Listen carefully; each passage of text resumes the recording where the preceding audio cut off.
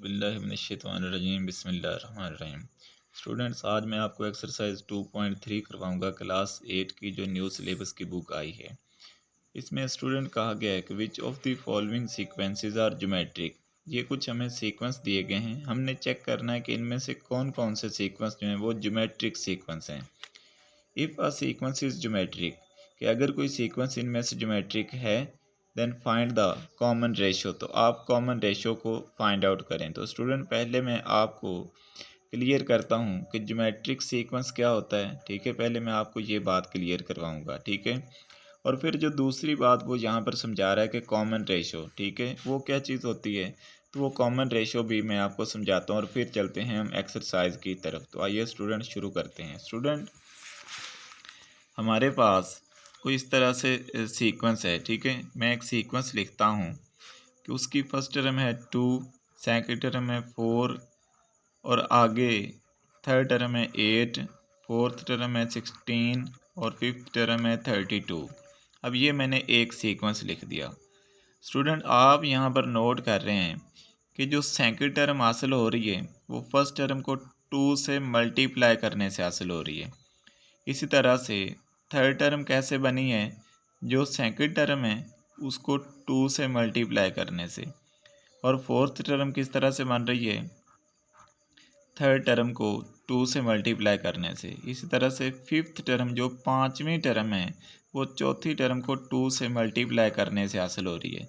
मतलब बात करने का ये है कि हर आगे आने वाली टर्म पिछली टर्म को एक ख़ास नंबर से मल्टीप्लाई करने से हासिल होती है। तो कोई भी ऐसा सीक्वेंस जिसमें हर अगली टर्म पिछली टर्म को किसी एक ख़ास नंबर से मल्टीप्लाई करने से हासिल हो, ऐसे सीक्वेंस को ज्योमेट्रिक सीक्वेंस कहते हैं। अब स्टूडेंट, मैंने यहाँ पर कहा एक ख़ास नंबर, तो वो नंबर चेंज नहीं होगा, हर दफ़ा नंबर वही रहेगा। जैसे यहाँ पर 2 से मल्टीप्लाई हुआ है, यहाँ पर भी 2 से मल्टीप्लाई हुआ है, यहाँ पर भी 2 से मल्टीप्लाई हुआ है, यहाँ पर भी 2 से मल्टीप्लाई हुआ है। तो वो एक नंबर जो बार बार मल्टीप्लाई होकर अगली टर्म्स को बनाता है, उस नंबर को कहते हैं कॉमन रेशो। ठीक है, उस नंबर को कहते हैं कॉमन रेशो और उसे आर से रिप्रेजेंट करते हैं। ठीक है, कॉमन रेशो को आर से रिप्रेजेंट करते हैं।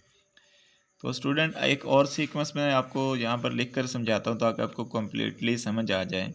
मेरे पास एक सीक्वेंस है, ठीक है, उसकी फर्स्ट टर्म है 10 और सेकंड टर्म है 30, थर्ड टर्म है 90, फोर्थ टर्म है 270 एंड सो ऑन। अब स्टूडेंट, आप यहाँ पर देख रहे हैं कि ये एक सीक्वेंस जिसमें नेक्स्ट टर्म कैसे हासिल हुई है, फर्स्ट टर्म को 3 से मल्टीप्लाई करने से। सेकंड से जो थर्ड टर्म मैंने हासिल की वो यहाँ पर फिर अगेन 3 से मल्टीप्लाई करने से हासिल हुई है। और तीसरी से चौथी टर्म भी यहाँ पर 3 से मल्टीप्लाई करने से हासिल हुई है। इसका मतलब है कि ये एक ऐसा सीक्वेंस है जिसमें हर आने वाली अगली टर्म कैसे हासिल होती है, पिछली टर्म को एक ख़ास नंबर से मल्टीप्लाई करने से। जैसे यहाँ पर 30 हासिल हुआ है 10 को मल्टीप्लाई करने से, आगे 90 हासिल हुआ है 30 को 3 से मल्टीप्लाई करने से, 270 कैसे हासिल हुआ है 90 को 3 से मल्टीप्लाई करने से। तो ये एक ऐसा सीक्वेंस है जिसमें हर अगली टर्म एक ख़ास नंबर से जो चेंज नहीं हो रहा उससे मल्टीप्लाई करने से हासिल हो रही है। ठीक है, तो ऐसा सीक्वेंस जिसकी हर नेक्स्ट टर्म किसी एक पर्टिकुलर नंबर से मल्टीप्लाई करने से हासिल हो, ऐसे सीक्वेंस को कहते हैं ज्योमेट्रिक सीक्वेंस। और वो पर्टिकुलर नंबर जो मल्टीप्लाई हो रहा होता है उसे कहते हैं कॉमन रेशो। जैसे इस ज्योमेट्रिक सीक्वेंस में जो कॉमन रेशो है जिसको आर से रिप्रेजेंट करते हैं वो 3 है। तो स्टूडेंट, अभी हम क्वेश्चन की तरफ चलते हैं और क्वेश्चन को चेक करते हैं। इसी तरह से हम चेक करेंगे, ठीक है, कि कोई सीक्वेंस जो है वो ज्योमेट्रिक है या फिर नहीं। स्टूडेंट, यहाँ पर एक सीक्वेंस दिया गया है 1 2 3 4 एंड सो ऑन। तो चेक करते हैं कि ये ज्योमेट्रिक सीक्वेंस है या नहीं। अब स्टूडेंट, सीक्वेंस हमें जो गिवन है उसकी फर्स्ट टर्म 1 है, सेकंड 2 है, 3 है, फिर उसकी फोर्थ टर्म 4 है एंड सो ऑन। अब स्टूडेंट, ये ज्योमेट्रिक सीक्वेंस होगा अगर इसमें कॉमन रेशो सेम आए, ठीक है। तो यहाँ पर हम आर फाइंड करते हैं कॉमन रेशो, ठीक है। कॉमन रेशो कैसे फाइंड करते होते हैं, नेक्स्ट टर्म को प्रीवियस टर्म से डिवाइड करने से। तो 2 को 1 से डिवाइड कर देंगे तो यहाँ पर कॉमन रेशो आएगी 2, ठीक हो गया। अब स्टूडेंट एक और कॉमन रेशो फाइंड करते हैं आर अगेन। वो कैसे फाइंड करेंगे, थर्ड टर्म को सेकंड टर्म से डिवाइड करने से। तो यहाँ पर डिवाइड कर देते हैं। अब स्टूडेंट यहाँ पर 3/2 डिवाइड किया तो इसका आंसर तो आता है 1.5। अब अगर स्टूडेंट जैसा कि मैंने आपको समझाया था ये ज्योमेट्रिक सीक्वेंस होता तो ये जो कॉमन रेशो था ये तो एक ऐसा नंबर होता है जो चेंज नहीं होता, ठीक है। यही बार बार मल्टीप्लाई होता है। तो यहाँ पर इसका मतलब है कि फर्स्ट से सेकंड टर्म हासिल हुई है 2 से मल्टीप्लाई करने से, और सेकंड से जब थर्ड टर्म पर गए हैं तो वहाँ पर 1.5 मल्टीप्लाई हुआ है, मतलब कोई एक ख़ास नंबर मल्टीप्लाई नहीं हुआ। तो ये एक ज्योमेट्रिक सीक्वेंस नहीं है, ठीक है। तो हम यहाँ पर लिख देंगे नो, ठीक है, it is not a geometric sequence, कि ये एक ज्योमेट्रिक सीक्वेंस नहीं है, क्योंकि ज्योमेट्रिक सीक्वेंस में तो एक ख़ास नंबर ही मल्टीप्लाई होता है। तो यहाँ पर तो डिफरेंट नंबर मल्टीप्लाई हो रहे हैं, तो इसलिए ये एक ज्योमेट्रिक सीक्वेंस की कंडीशन को पूरा नहीं करता, तो इसलिए ये एक ज्योमेट्रिक सीक्वेंस नहीं है। अब कॉमन रेशियो फाइंड करनी तो वो तो मैं यहाँ पर आपको पहले ही फाइंड करके दे चुका हूँ, ठीक है। कि कॉमन रेशियो कैसे आप निकालेंगे, जो कॉमन रेशियो का उसने क्वेश्चन किया था कि नेक्स्ट टर्म को, ठीक है ना। तो यहाँ पर कॉमन रेशियो का क्वेश्चन ही अराइज नहीं होता, क्योंकि ये एक ज्योमेट्रिक सीक्वेंस नहीं है। तो इसमें कॉमन रेशियो जो होगी नो कॉमन रेशियो, ठीक है, यहाँ पर कोई कॉमन रेशियो नहीं है। आप लिख देंगे कि it is not a geometric sequence so no common ratio, इसमें कॉमन रेशियो होगी ही नहीं। अब दूसरे पार्ट को देखते हैं। दूसरा सीक्वेंस है 10, 100, 1000 एंड सो ऑन। ये दूसरा पार्ट है पहले क्वेश्चन का। इसकी ये एक सीक्वेंस है, फर्स्ट टर्म 10 है, सेकंड 100 है, फिर 1000 है third term, and so on. अब स्टूडेंट इसमें अगर ये एक ज्योमेट्रिक सीक्वेंस है, ठीक है, अगर ये एक ज्योमेट्रिक सीक्वेंस है तो फिर क्या है, मैं सेकंड टर्म को फर्स्ट से डिवाइड करूं, ठीक है। तो यहाँ पर आंसर मेरे पास जो कॉमन रेशियो का आ रहा है वो आ रहा है 10। मैं थर्ड को सेकंड से करूँ, ठीक है, तो फिर भी इतना ही आंसर आना चाहिए, क्योंकि हर दो कंसेक्टिव टर्म्स के दरमियान जो होता है आंसर सेम रहता है। तो यहाँ पर भी आंसर बन जाएगा 10। अब यहाँ पर देख लें कि जो कॉमन रेशियो है, ठीक है, वो सेम आ रही है। तो यहाँ पर आप नीचे लिख दें कि yes it is a geometric progression या ज्योमेट्रिक सीक्वेंस। ज्योमेट्रिक सीक्वेंस को ज्योमेट्रिक प्रोग्रेशन भी कहते हैं। ये आप आगे आने वाली क्लासेस में पढ़ेंगे कि ये एक ज्योमेट्रिक सीक्वेंस है, क्योंकि इसमें कॉमन रेशियो सेम है। अब कॉमन रेशियो फाइंड कैसे करेंगे, नेक्स्ट टर्म, ठीक है, डिवाइडेड बाय प्रीवियस टर्म। किसी भी नेक्स्ट टर्म को किसी भी प्रीवियस टर्म से आप डिवाइड कर सकते हैं। लाजमी नहीं कि आपने सेकंड को फर्स्ट से ही करना है, आप थर्ड को सेकंड से कर सकते हैं, आप फोर्थ को थर्ड से कर सकते हैं, आप फिफ्थ को फोर्थ से कर सकते हैं। तो यहाँ पर कॉमन रेशियो है 10। नेक्स्ट हमारे पास सीक्वेंस है 16, 8, 4। तो इसमें फाइंड करते हैं कि ये एक ज्योमेट्रिक सीक्वेंस है या नहीं। अगर ज्योमेट्रिक सीक्वेंस हो तो फिर इसमें कॉमन रेशियो भी फाइंड करेंगे।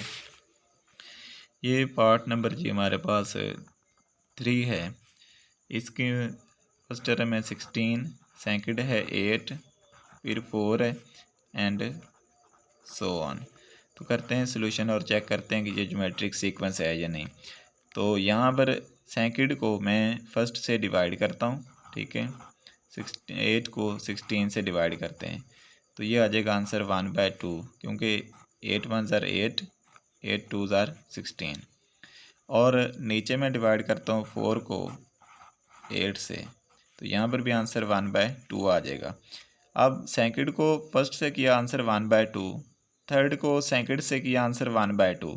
तो इसका मतलब है कि ये आंसर सेम आ रहा है, तो ये एक ज्योमेट्रिक प्रोग्रेशन है। तो आप लिख देंगे yes it is a geometric progression, क्योंकि अगर ये ज्योमेट्रिक प्रोग्रेशन ना होती तो ये वाला आंसर सेम नहीं आना था। ये एक ज्योमेट्रिक सीक्वेंस है, ठीक है। सीक्वेंस की स्पेलिंग स्टूडेंट ठीक कर लेना। तो कॉमन रेशो कैसे फाइंड करेंगे? कॉमन रेशो होगी, ठीक है, next term divided by previous term. तो ये 1/2 जो है इसकी कॉमन रेशो है आर। नेक्स्ट स्टूडेंट देखते हैं हम, नेक्स्ट हमारे पास है अगला जो पार्ट नंबर 6 है 1101, ठीक है। पार्ट नंबर 6 में हमारे पास गिवन है, पार्ट नंबर 6 में 1101 एंड सो ऑन। अब स्टूडेंट एक और बात नोट कर लीजिए कि जो ज्योमेट्रिक प्रोग्रेशन होती है ना, उसकी कोई भी टर्म, ठीक है, कोई भी टर्म जो है वो ज़ीरो नहीं हो सकती, ठीक है। तो वैसे मैंने आपको बताया, लेकिन करके भी हम देखेंगे कि इसमें इस 1 को इस 1 से डिवाइड कर दें तो यहाँ पर आंसर आ जाएगा 1। अब इसमें ज़ीरो को जब 1 से डिवाइड करेंगे तो आंसर आ जाएगा 0। अब यहाँ पर हमने देखा कि यहाँ पर ये तो दोनों आंसर सेम आने चाहिए थे ज्योमेट्रिक प्रोग्रेशन के लिए, तो ये डिफरेंट हैं, तो इसलिए ये ज्योमेट्रिक प्रोग्रेशन नहीं है, ठीक है। ज्योमेट्रिक प्रोग्रेशन नहीं है तो इसमें कॉमन रेशो का तो सवाल ही नहीं बनता, हम लिख देंगे नो, ठीक है, it is not a geometric progression. क्योंकि कॉमन रेशो ज्योमेट्रिक प्रोग्रेशन में होती है तो ये ज्योमेट्रिक प्रोग्रेशन ही नहीं बनी, ये ज्योमेट्रिक सीक्वेंस ही नहीं बना, तो इसलिए ये इसमें कॉमन रेशो वाला क्वेश्चन भी नहीं हम कर सकते, ठीक है। नेक्स्ट स्टूडेंट देखते हैं क्वेश्चन नंबर 2, कहता है find the general term of the following geometric sequence. अब ये 4 ज्योमेट्रिक सीक्वेंस उसने हमें दिए हैं, हमने इस ज्योमेट्रिक सीक्वेंस की जनरल टर्म या nth टर्म फाइंड करनी। तो जिस तरह से स्टूडेंट हमने अरिथमेटिक सीक्वेंस की nth टर्म फाइंड की थी, ठीक है, इसी तरह से ज्योमेट्रिक टर्म की ज्योमेट्रिक सीक्वेंस की भी nth टर्म होती है, ठीक है। तो सीक्वेंस लिखते हैं और फिर मैं आपको समझाता हूँ कि हम किस तरह से ज्योमेट्रिक सीक्वेंस की अरिथमेटिक ज्योमेट्रिक सीक्वेंस की जनरल टर्म को फाइंड आउट करते हैं। ये क्वेश्चन नंबर 2 यहाँ से स्टार्ट हो रहा है, ठीक है। तो सीक्वेंस मेरे पास है 1 4 16 64। अब स्टूडेंट हमने ज्योमेट्रिक सीक्वेंस की nth टर्म फाइंड करने के लिए फर्स्ट टर्म नोट कर लेनी है जो कि यहाँ पर 1 है, कॉमन रेशो निकालनी है। कॉमन रेशो कैसे निकालेंगे? Next term divided by previous term, next term 4 divided by 1, तो आंसर आ गया 4। अब अगर हमने जनरल टर्म फाइंड करनी है, ठीक है, तो n को n ही पुट कर देंगे, ठीक है। और जनरल टर्म का फार्मूला होता है an equal to a1 r की पावर n-1। तो जनरल टर्म के लिए हम क्या करेंगे, a1 की वैल्यू लगा दें जो कि 1 है, r की वैल्यू लगा देंगे, ठीक है, जो कि 4 है, और n-1। तो जनरल टर्म क्या बन जाएगी? जनरल टर्म बन जाएगी जी 1 को इस सारे से मल्टीप्लाई कर देंगे तो ये इतना ही रहेगा 4 की पावर n-1। तो ये हमारे पास स्टूडेंट इस ज्योमेट्रिक सीक्वेंस की, जो ज्योमेट्रिक प्रोग्रेशन की nth टर्म जो है वो बन गई है, ठीक है, ये हमारा आंसर है। nth टर्म का क्या फ़ायदा होता है कि आप इसमें n को वैल्यूज़ देते जाएं और इस ज्योमेट्रिक प्रोग्रेशन की आगे कोई सी भी वैल्यू, आप कोई सी भी जो टर्म है वो डायरेक्टली फाइंड कर सकते हैं, ठीक है। नेक्स्ट देखते हैं क्वेश्चन नंबर 2 में, यहाँ पर हमें एक ज्योमेट्रिक सीक्वेंस गिवन है 6 12 24 48। तो इसकी भी nth टर्म फाइंड करनी है। तो स्टूडेंट इसकी nth टर्म फाइंड करते हैं। सीक्वेंस हमारे पास है 6 12 24 48 एंड सो ऑन। अब स्टूडेंट nth टर्म फाइंड करने के लिए हम पहले क्या करेंगे, फर्स्ट टर्म को नोट करेंगे जो कि 6 है, कॉमन रेशो निकालेंगे। कॉमन रेशो कैसे निकालेंगे? Next term divided by previous term. मैंने सेकंड को फर्स्ट से डिवाइड किया है, आप किसी भी नेक्स्ट टर्म को प्रीवियस से डिवाइड करके कॉमन रेशो निकाल सकते हैं। तो 6 2s are 12, तो कॉमन रेशो आ गई 2। nth टर्म फाइंड करनी तो n को n के इक्वली पुट करेंगे, क्योंकि n की वैल्यू वही रखते हैं जौन सी हमने टर्म फाइंड करनी होती है। अब nth टर्म का फार्मूला होता है ज्योमेट्रिक प्रोग्रेशन के केस में a1 r की पावर n-1। अब वैल्यूज़ पुट कर देते हैं। a1 फर्स्ट टर्म 6 है, और r जो हमारे पास यहाँ पर गिवन है, r की वैल्यू हमारे पास है 2, ठीक है, और n माइनस वन। ठीक है स्टूडेंट, तो ये हमारे पास इसकी इस ज्योमेट्रिक प्रोग्रेशन की जो है nth टर्म बन गई है। अब इसमें आप n को डिफरेंट वैल्यूज़ देते जाएंगे, ठीक है, और हमारे पास अगली टर्म्स हासिल हम कर सकते हैं। ठीक हो गया स्टूडेंट्स। अभी इससे आगे वाली जो हमारे पास सीक्वेंस है, ठीक है, वो हमारे पास है जी 15, 45, 135। तो इसकी हम nth टर्म फाइंड करते हैं। ये पार्ट नंबर 2 है, ठीक है, क्वेश्चन नंबर 2 का। तो 15 है फर्स्ट टर्म, 45 थर्ड है, और सॉरी सेकंड है, आगे इसी तरह से ये चल रहा है। फर्स्ट टर्म नोट कर लेते हैं, 15 है, कॉमन रेशियो फाइंड करते हैं, next term divided by previous term. तो 15 3 ज़ार, तो n को n के इक्वली पुट कर देंगे। अब स्टूडेंट हमने nth टर्म फाइंड करनी, तो nth टर्म का फार्मूला होता है a1 r की पावर n माइनस वन। तो जो हमारे पास इस केस में फर्स्ट टर्म है a1, ठीक है, वो 15 है, ठीक है, और r जो कॉमन रेशियो वो हमारे पास यहाँ पर है 3, और 3 की पावर n माइनस वन हो जाएगी। तो ये हमारे पास स्टूडेंट आंसर आ गया। ये हमारी nth टर्म है इस ज्योमेट्रिक सीक्वेंस की। आगे पार्ट नंबर हमारे पास स्टूडेंट लास्ट पार्ट है कि इसके nth टर्म फाइंड करनी है 200, 100, 50, 25। इसकी हमने nth टर्म फाइंड करनी है। ये एक ज्योमेट्रिक सीक्वेंस गिवन है। चौथा पार्ट है, फर्स्ट टर्म है 200, सेकंड है 100, फिर है 50, फिर है 25, और इसी तरह से आगे सीक्वेंस चलता चला जा रहा है।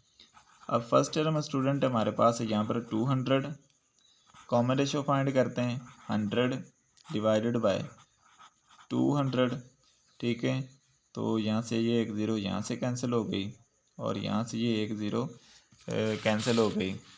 ठीक हो गया स्टूडेंट्स। तो यहाँ पर ये आंसर आ गया 1/2।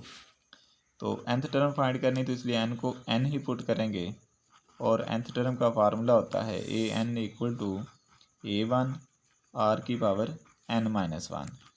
तो a1 का मतलब फर्स्ट टर्म, और वो है 200, ठीक है, 200 लिख देंगे, और r की जो वैल्यू है यहाँ पर वो है 1/2, और ऊपर पावर हो जाएगी n minus one.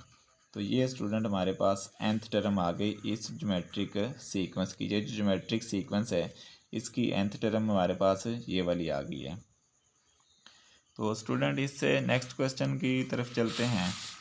Next question number हमारे पास है 3। कहता है find the first 4 terms of geometric sequence. कि ये एक ज्योमेट्रिक सीक्वेंस है, उसकी आपने फर्स्ट 4 टर्म्स फाइंड आउट करनी है, ठीक है। अब हमने पहली 4 टर्म्स निकालनी है, लेकिन हमें साथ साथ nth टर्म भी गिवन है, तो हम n को वैल्यूज़ देते जाएंगे स्टूडेंट, ठीक है, और इससे हमें आगे वाली टर्म्स को मिलती जाएंगी, ठीक है। तो सोल्यूशन करके देखते हैं। फर्स्ट क्वेश्चन है nth टर्म 3 मल्टीप्लाई 2 की पावर n माइनस वन। अब ये जो डॉट है इसको आपने यहाँ पर मल्टीप्लिकेशन कंसीडर करना है, ये वो पॉइंट या डेसिमल नहीं है, ठीक है, ये मल्टीप्लिकेशन है। तो nth टर्म गिवन है, तो इसकी मदद से हम यहाँ पर बाकी टर्म्स मालूम करते हैं। स्टूडेंट ये है जी क्वेश्चन नंबर 4, और इसके पार्ट नंबर 1 में nth टर्म गिवन है। nth टर्म गिवन है 3 मल्टीप्लाई 2 की पावर n माइनस वन। तो इसकी पहली 4 टर्म्स निकालनी है, ठीक है। तो पहली टर्म के लिए मैं क्या करूँगा, ठीक है, n को 1 पुट कर दूँगा, ठीक है। सोल्यूशन करते हैं, n को 1 पुट कर दूँगा, तो यहाँ पर a1 हो जाएगा 3 मल्टीप्लाई 2 की पावर, यहाँ पर हो जाएगा 1 माइनस वन, क्योंकि n की जगह पर मैंने 1 पुट कर देना है। तो a1 इक्वल टू 3 मल्टीप्लाई 2 की पावर 0 हो जाएगी, 3 मल्टीप्लाई। अब स्टूडेंट जिसकी पावर 0 होती है, किसी भी नंबर की अगर पावर 0 तो 1 के इक्वल होता है। तो इसकी फर्स्ट टर्म आ गई 3, क्योंकि 3 को 1 से मल्टीप्लाई करेंगे तो 3 आ गई। अब स्टूडेंट इधर ही मैं इसकी सेकंड टर्म फाइंड कर लेता हूँ। सेकंड टर्म के लिए मैं n को 2 पुट कर देता हूँ, ठीक है। तो a2 किसके इक्वल हो जाएगी, 3 मल्टीप्लाई 2 की पावर 2 माइनस वन। क्योंकि जहाँ पर भी n आता है वहाँ पर हमने अब 2 पुट करना है। 3 मल्टीप्लाई 2 की पावर 1, तो 3 मल्टी किसी भी नंबर की पावर अगर 1 है तो वो वही नंबर ही हासिल होता है, तो यहाँ पर 2 ही लिख देंगे। तो इसकी सेकंड टर्म बन गई 6, क्योंकि 3 को 2 से मल्टीप्लाई करेंगे 6। अब स्टूडेंट इसकी थर्ड टर्म भी फाइंड करनी है, तो थर्ड टर्म के लिए मैं n को 3 पुट कर देता हूँ। तो a3 इक्वल टू हो जाएगा 3 मल्टीप्लाई 2 की पावर 3 माइनस 1, तो ये हो जाएगा 3 मल्टीप्लाई 2 की पावर 2 रह जाएगी, क्योंकि 3 में से 1 माइनस कर देंगे तो 2 रह जाएगी। अब 3 की पावर 2 का मतलब है 2 का स्क्वायर, सॉरी 2 की पावर 2 का मतलब है 2 का स्क्वायर, तो ये 4 हो जाएगा। तो 3 4 12, तो ये स्टूडेंट इसकी थर्ड टर्म आ गई। अब फोर्थ टर्म के लिए मैं क्या करूँगा, n को 4 पुट कर देता हूँ इस जनरल टर्म फार्मूला के अंदर। a 4 हो जाएगा 3 मल्टीप्लाई 2 की पावर 4 माइनस 1, तो a4 इक्वल हो जाएगा 3 मल्टीप्लाई 2 की पावर 4 माइनस 1 3। अब स्टूडेंट यहाँ पर 2 की पावर 3 का मतलब है 2 मल्टीप्लाई 2 और मल्टीप्लाई 2, 2 2 4 4 2 8, तो यहाँ पर 8 हो जाएगा। तो a4 जो है, ठीक है, वो 24 हो जाएगा, क्योंकि 3 को 8 से मल्टीप्लाई करेंगे तो 24 हो जाएगा। अब उसने हमसे पूछा था कि इस ज्योमेट्रिक सीक्वेंस की आप पहली 4 टर्म्स मालूम कर दें, तो वो मैंने कर दी हैं। पहली टर्म 3 है, दूसरी 6 है, तीसरी 12 है और चौथी 4 है। तो यहाँ पर मैं लिख दूंगा कि हैंस फर्स्ट 4 टर्म्स, ठीक है, कि जो पहली 4 टर्म्स हैं, हैंस फर्स्ट 4 टर्म्स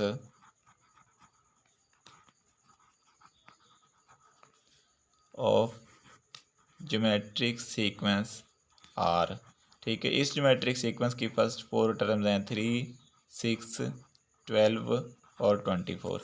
तो ये स्टूडेंट पहला पार्ट था इस क्वेश्चन का। अब नेक्स्ट पार्ट देखते हैं।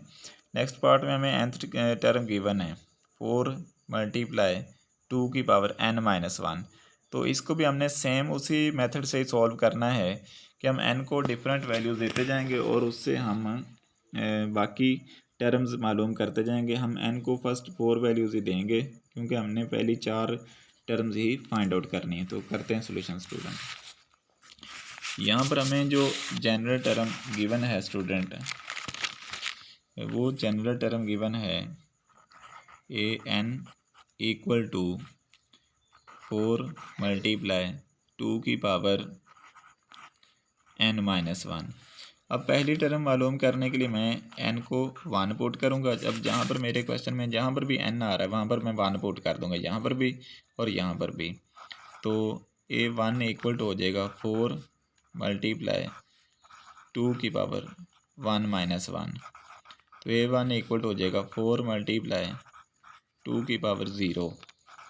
a1 इक्वल टू हो जाएगा 4, 2 की पावर 0 होता है 1, तो 4 को 1 से मल्टीप्लाई करेंगे तो 4। तो इस ज्योमेट्रिक सीक्वेंस की इस तरह से फर्स्ट टर्म आ गई 4।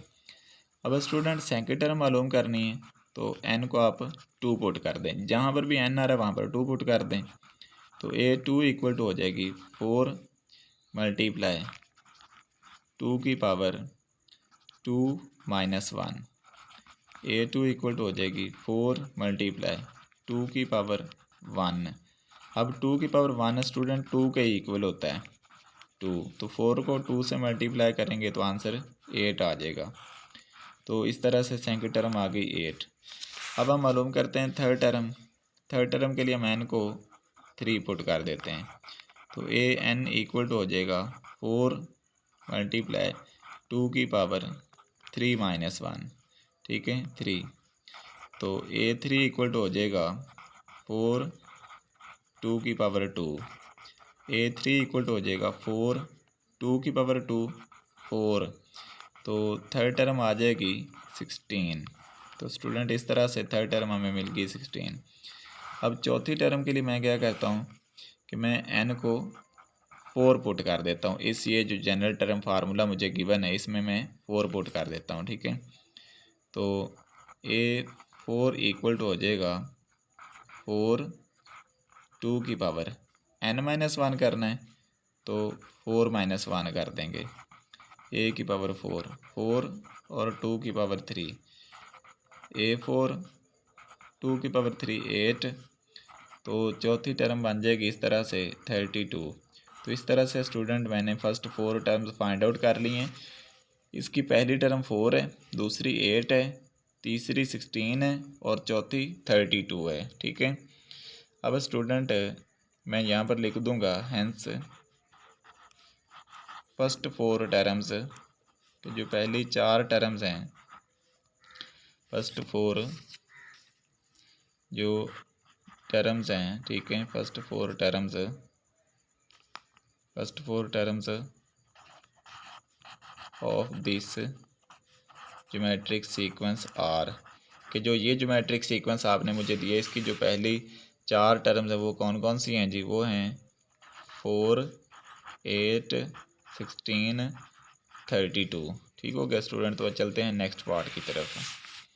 नेक्स्ट पार्ट में हमारे पास फार्मूला गिवन है 25 और 25 के साथ मल्टीप्लाई हो रहा है -1/2 की पावर n-1। तो इसमें भी हमने क्या मालूम करना है कि हमने फर्स्ट 4 टर्म्स ही निकालनी है।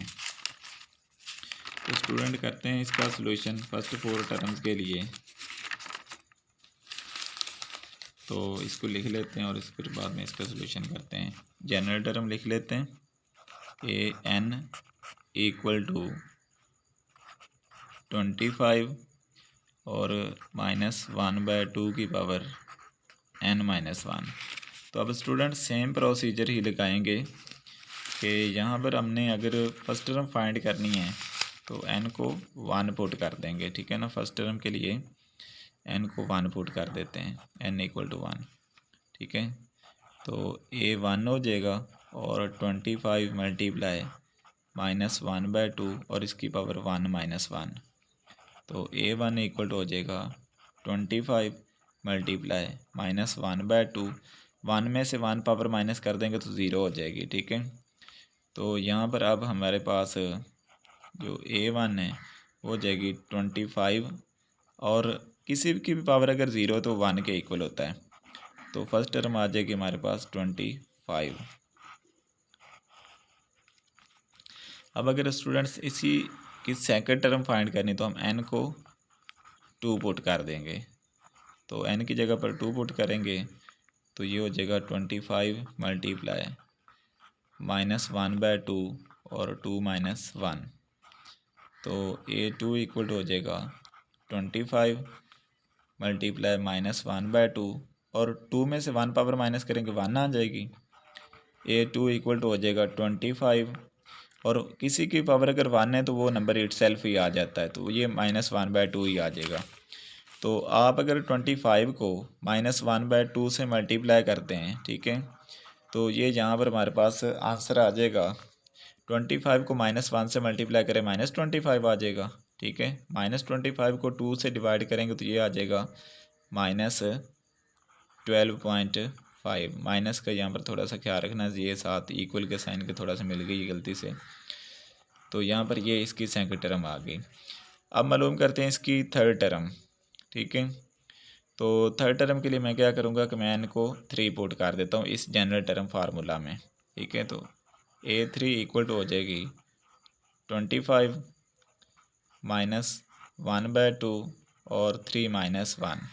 तो इसका सलूशन लेकर देखते हैं। a3 = हो जाएगा 25 -1/2, 3 में से 1 माइनस किया पावर 2 रह गई। तो a3 = हो जाएगा 25 -1/2 का स्क्वायर, यानी कि -1/2 को -1/2 से मल्टीप्लाई करना है। तो करके देखते हैं, -1/2 मल्टीप्लाई -1/2, माइनस और माइनस मल्टीप्लाई कर प्लस हो गए और 1 और 1 मल्टीप्लाई कर 1 हो गए, नीचे 2 और 2 मल्टीप्लाई कर 4 हो गए। तो ये आंसर आ गया 1/4। तो यहाँ पर 25 को 1 से मल्टीप्लाई किया 25 आंसर आ गया, नीचे 4 से डिवाइड कर देंगे।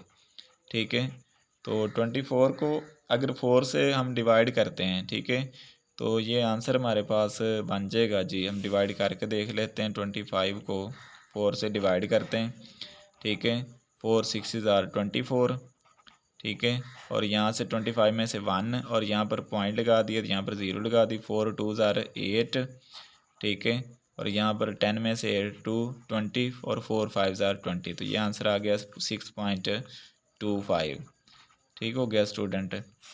तो अभी हमने फोर्थ टर्म फाइंड करनी है, तो फोर्थ टर्म फाइंड करने के लिए आप n को 4 पुट कर दें, ठीक है। इस रिथमेटिक इस ज्योमेट्रिक जो सीक्वेंस उसके nth टर्म फार्मूला में यहाँ पर आप 4 पुट कर दें, ठीक है। तो ये बन जाएगी फोर्थ टर्म इक्वल टू हो जाएगा 25 और -1/2 की पावर जो है वो हो जाएगी 4 - 1। तो फोर्थ टर्म कैसे बन जाएगी 25 और -1/2 की पावर 3 रह जाएगी। अब ये हो जाएगा 25 और -1/2 की पावर 3 को सॉल्व करके देख लेते हैं उसका क्या आंसर आता है, ठीक है। अब हमारे पास है कि -1/3, तो -1/3 को आपस में मल्टीप्लाई करेंगे 3 दफ़ा, तो वो आ जाएगा -1/8। तो यहाँ पर चौथी टर्म 25 को -1 से मल्टीप्लाई करेंगे -25 और नीचे 8 से डिवाइड कर देंगे।